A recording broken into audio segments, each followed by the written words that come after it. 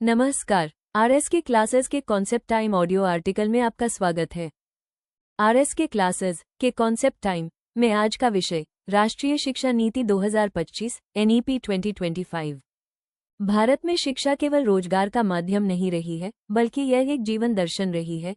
चाहे तक्षशिला हो या नालंदा, विक्रमशिला हो या वल्लभी, इन विश्वविद्यालयों ने शिक्षा को केवल विषयों के अध्ययन तक सीमित न रखते हुए तर्क, संवाद, दर्शन, विज्ञान और व्यवहार का गहरा समन्वय सिखाया।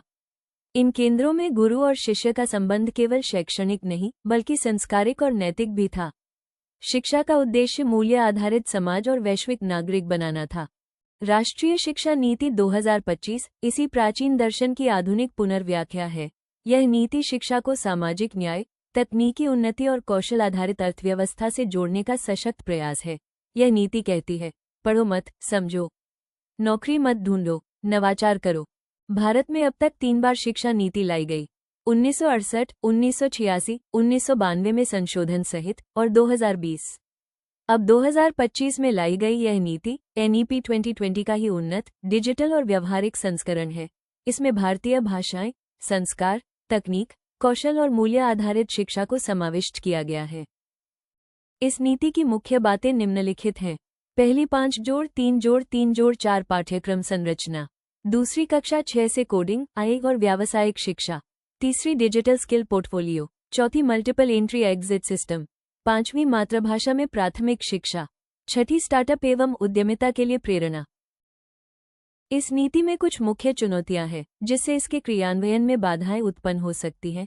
संसाधनों की असमानता, डिजिटल पहुंच की कमी, शिक्षकों का प्रशिक्षण और राज्य केंद्र समन्वय का अभाव। निष्कर्ष। नेशनल एजुकेशन पॉलिसी 2025 भारत की शिक्षा व्यवस्था को एक नई दिशा देने का प्रयास है। यह नीति सिर्फ किताबों तक सीमित नहीं रहना चाहती, बल्कि हर विद्यार्थी की रुचि, प्रतिभा और कौशल को पहचानकर उसे आगे बढ़ने का मौका देना चाहती है।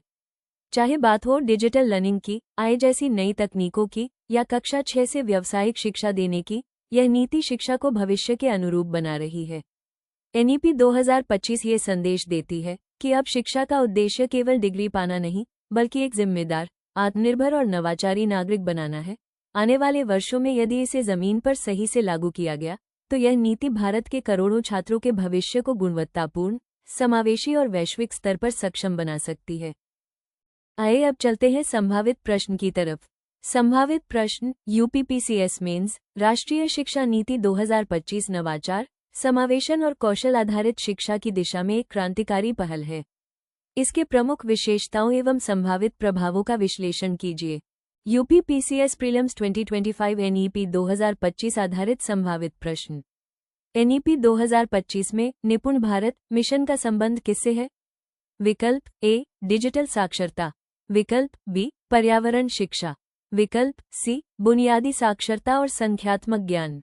विकल्प डी, खेल प्रतिभा खोज। सही उत्तर विकल्प सी, बुनियादी साक्षरता और संख्यात्मक ज्ञान। आप सुन रहे थे आरएस के क्लासेस का ऑडियो आर्टिकल। अगर यह अनुभव अच्छा लगा हो तो शेयर करें और अगली कड़ी में जुड़े हमारे साथ। एक नए विचार, एक नई आवाज।